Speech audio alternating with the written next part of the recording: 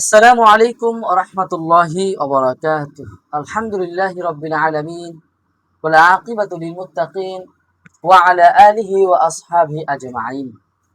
সম্মানিত দর্শক শ্রোতা, প্রিয় ভাই বোন, আল্লাহ তাআলার কাছে লাখ কোটি শুকরিয়া যিনি আমাদেরকে আজকে এই শেষ পর্বে সূরা রহমানের শেষ ব্যাখ্যা শোনার মতন যে আল্লাহ আমাদেরকে সুযোগ করে দিয়েছেন, আমরা সকলেই বলি আলহামদুলিল্লাহ। আমাদের এই শেষ এপিসোডে, এই শেষ পর্ব, আশা করি সকলের কাছে একজন আরেকজনের কাছে শেয়ারের মাধ্যমে পৌঁছায় দিবেন। আজকে আমরা যে অংশ থেকে তেলাওয়াত করতে চাই সেটা হচ্ছে ৬৬ নম্বর আয়াত থেকে। আল্লাহ রাব্বুল আলামিন, এখন আমরা যেখান থেকে আলোচনা শুরু করব এর ভূমিকা স্বরূপ একটি কথা, সেটা হচ্ছে আমরা শুরুতে আলোচনা করেছিলাম প্রথম পর্বে বান্দা এবং রবের মধ্যস্থ সম্পর্ক হচ্ছে আল কোরআন, পবিত্র ঐশী বাণী।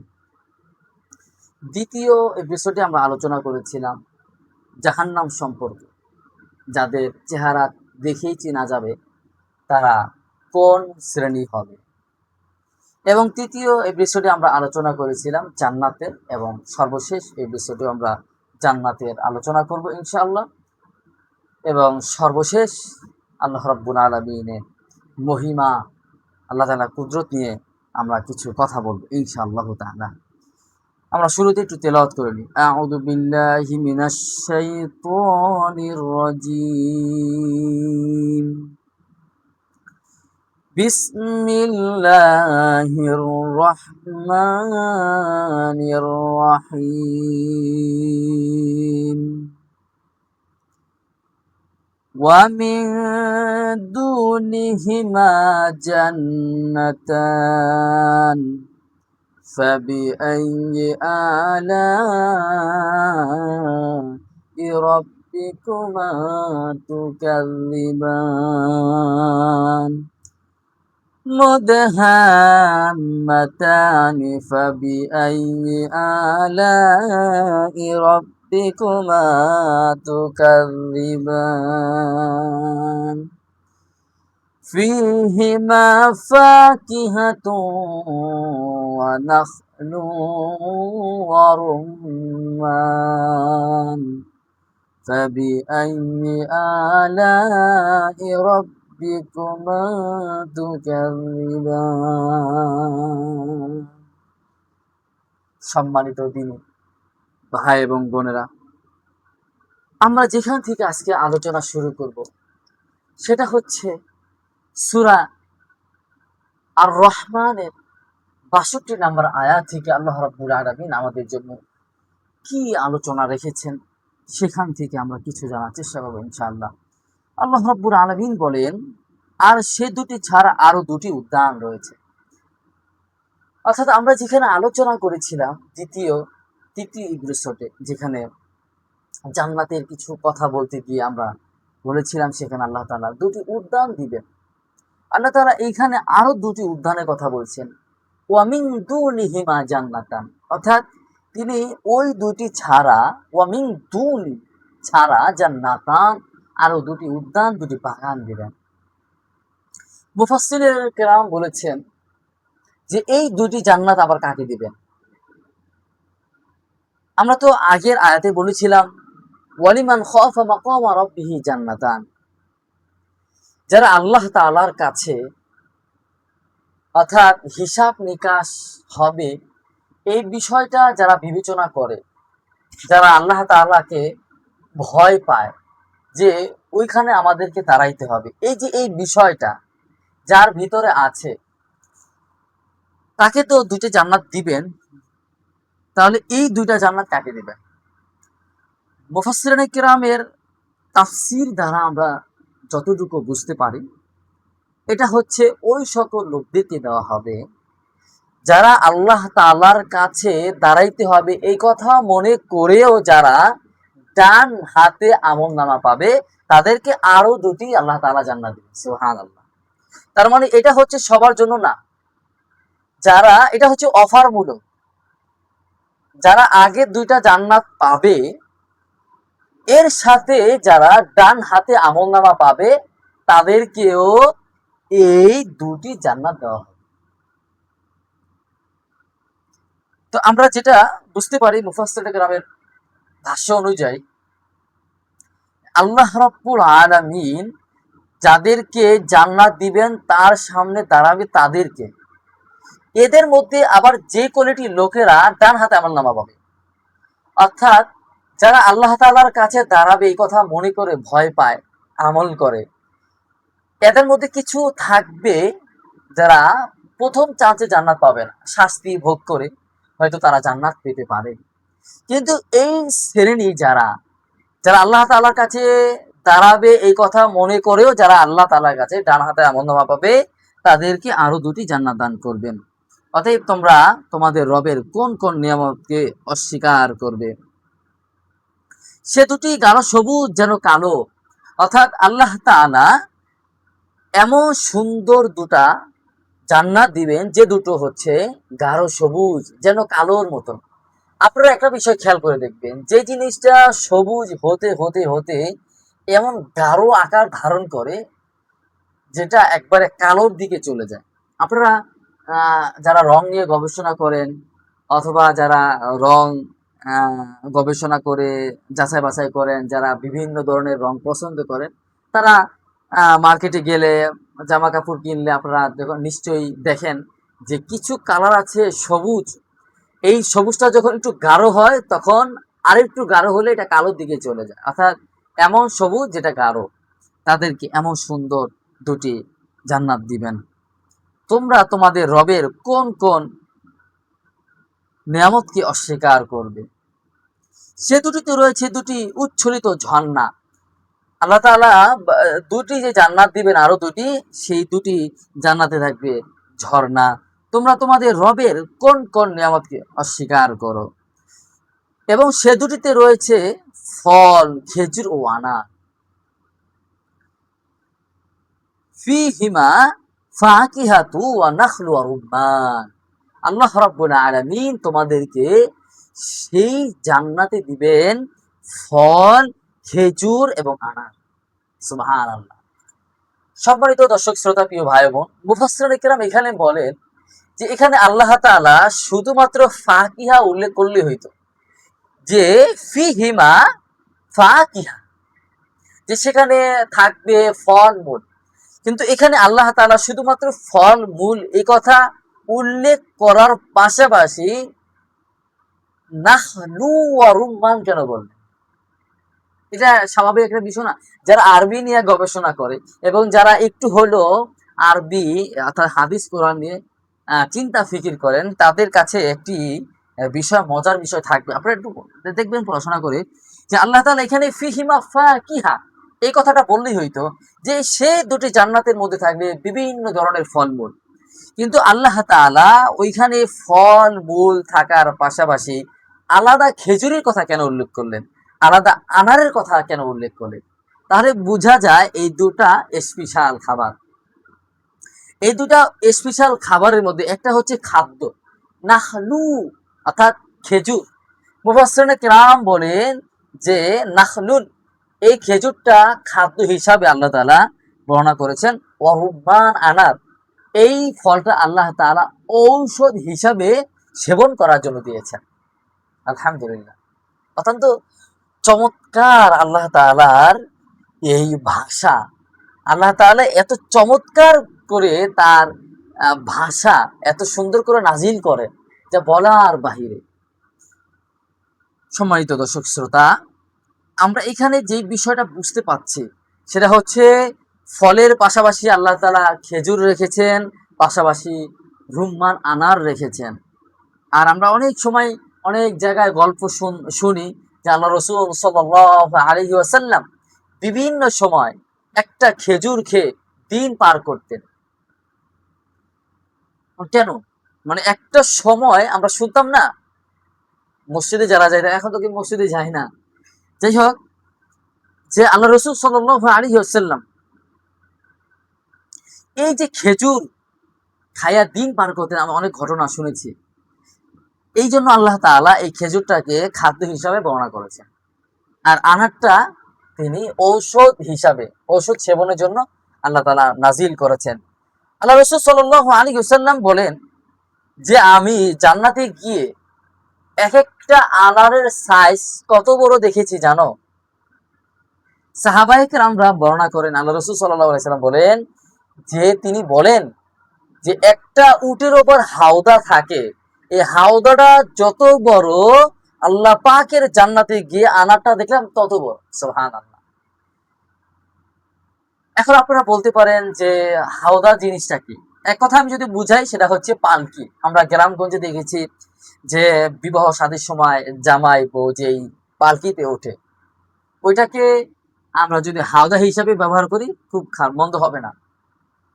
অর্থাৎ আরব দেশে এখনো দেখবেন যারা বীরে শিফা অথবা তায়েফ শহরে যারা যান, তারা দেখবেন যে ওখানে উটের ওপর একটা হাওদা আছে, যে 10-12 জন সেখানে থাকতে পারেন। অর্থাৎ এই 10 রিয়াল করে দিতে হয়। আলহামদুলিল্লাহ, আমরা যখন তায়েফ শহরে যাই, তো সেই তায়েফ শহরে পাহাড়ে আমরা আহ, ওই দেখতে পেলাম যে সেখানে 10 রিয়াল করে উঠাচ্ছে। তো আমাকে অনেক ভাইয়েরা বললো যে হুজুর একটু উঠেন। দেখলাম যে এক মুরব্বী এবং এক চাচি দুইজন উঠলেন, বললো হুজুর আপনি উঠেন। এক তো তারা এই স্বামী স্ত্রী মুরব্বী হলেও তারা উঠলেন, এবং আমি টাকা খরচ করতে চাই না, বিধায় উঠতে চাই না, আর মজা পাইতেছিলাম না উঠবো যে। তো কিন্তু সেখানে উঠলে হয়তো ভালো লাগতো, এখন যেটা বুঝতেছি। তাহলে হাওদা উঠতে কেমন, এটা অভিজ্ঞতা বোঝানো যাইতো। যাই হোক, আপনারা গুলিস্তানেও দেখবেন যে উটের ওপর বাহন রাখে, উটের ওপর চড়ার জন্য যে বাহন রাখে ওটাকে বলে হাওদা। অর্থাৎ উটের ওপর বাহন কি, তো ওই জিনিসটাকে হাওদা। ওইটা যত বড়, আল্লাহর নবী বলেন আমি জান্নাতে গিয়ে আনার ফলকে তত বড় দেখছি। সুবহানাল্লাহ।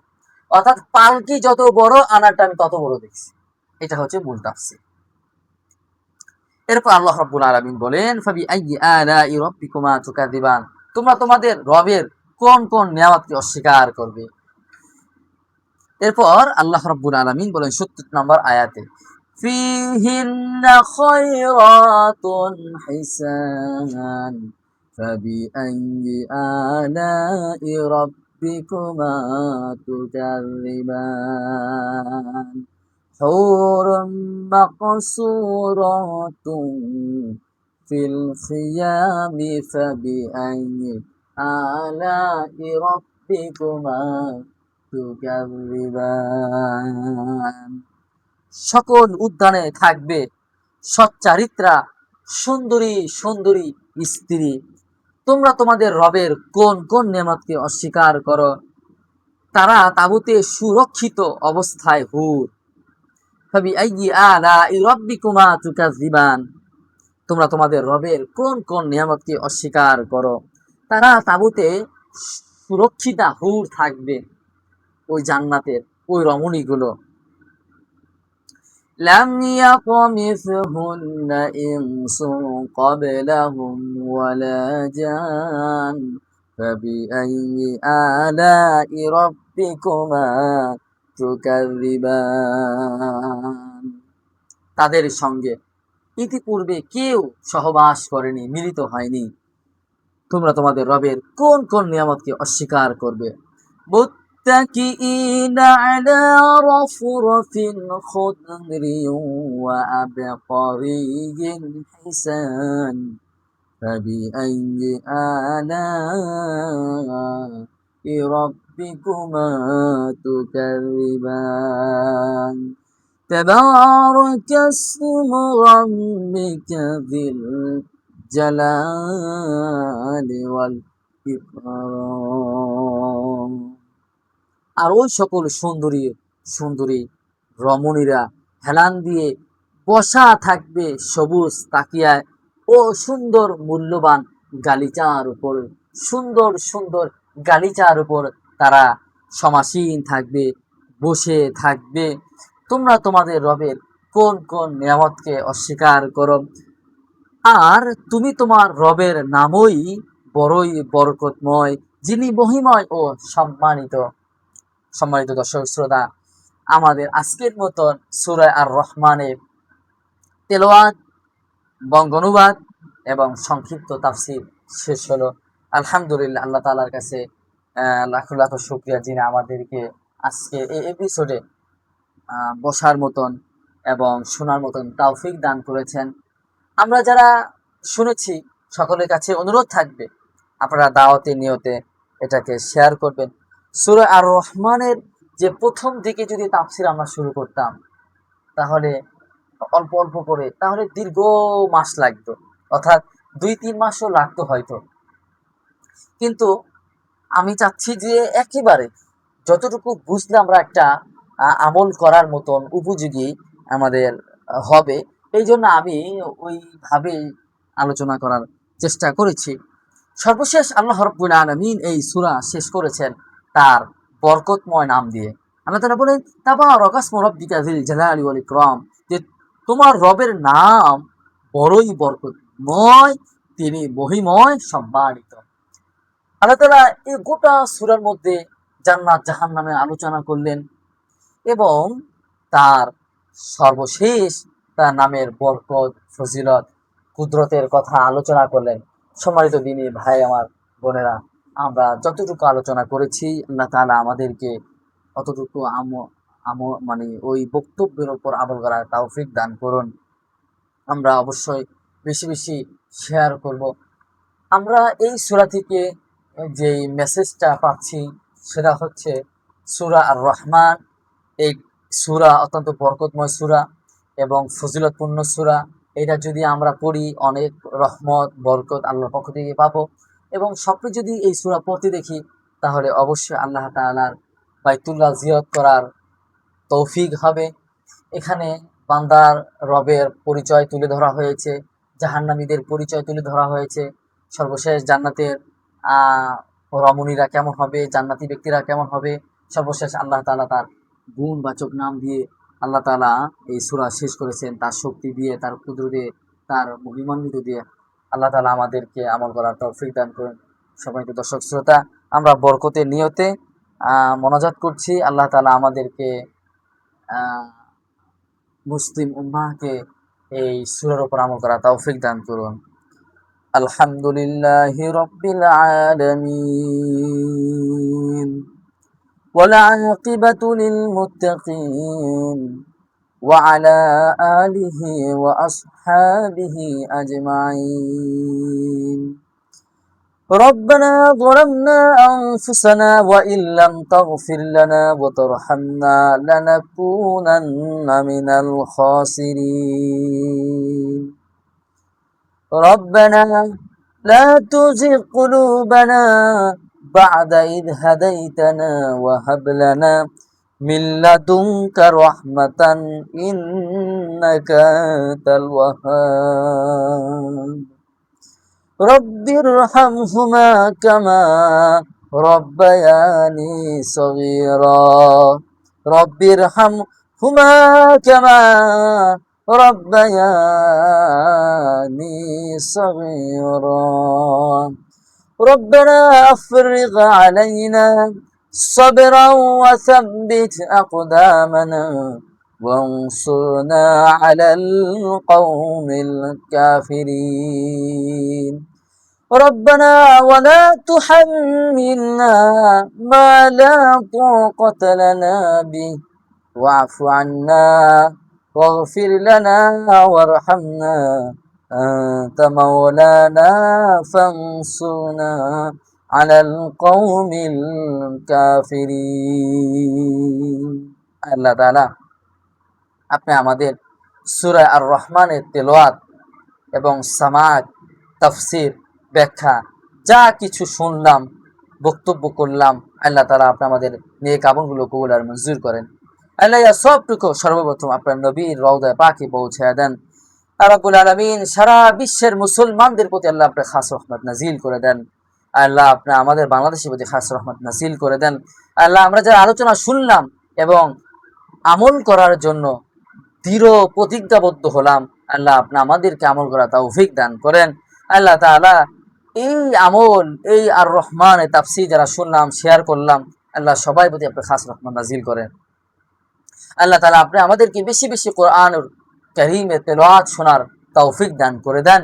আল্লাহ আপনি আমাদেরকে দাওয়াতে নিয়তে আল্লাহ দায়ী হিসাবে কবুল আর মঞ্জুর করেন। আল্লাহ সারা পৃথিবীতে যেন তাফসীর করতে পারি, হাদিসের বাণী শোনাইতে পারি। আল্লাহ আপনি আমাকে একজন দায়ী হিসাবে কবুল করেন। আল্লাহ মেহরবানি করে যে পডকাস্ট তৈরি করেছি, আল্লাহ এই পডকাস্টের মাধ্যমে যেন সারা পৃথিবীতে প্রত্যেকটা মুসলমানের, প্রত্যেকটা মানুষের কর্ণকুহরে যেন দাওয়াত পৌঁছাতে পারে, সেই তৌফিক দান করেন। আল্লাহ তাআলা যারা আমাদেরকে টাকা পয়সা দিয়ে আল্লাহ সাহায্য সহযোগিতা করে, আল্লাহ আপনি তাদেরকে কবুল করে নেন। ওয়া সাল্লাল্লাহু তাআলা আলা খায়রি খালকিহি মুহাম্মাদিন ওয়া আলা আলিহি ওয়া আসহাবিহি আজমাইন বিরহমাতিকা ইয়া আরহামার রাহিমিন।